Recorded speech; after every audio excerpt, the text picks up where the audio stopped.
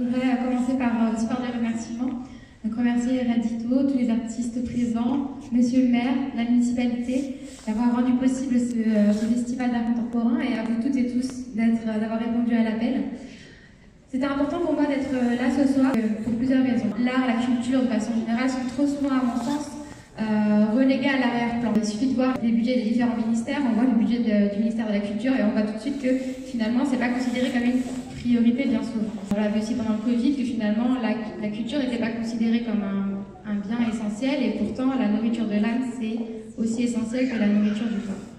Ce que je regrette aussi souvent c'est que la culture est très concentrée dans la capitale et nous c'est les Marnais, la capitale c'est pas si près que ça et donc c'est important d'avoir la culture à portée de main.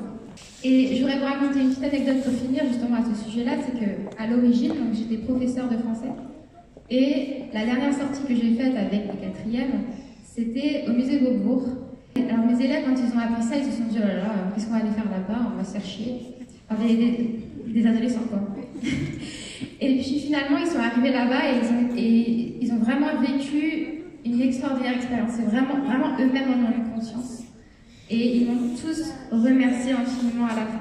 C'est pour cela que je défends ce genre d'initiatives qui, à mon sens, sont véritablement un enjeu d'égalité de toutes et tous vis-à-vis de la culture.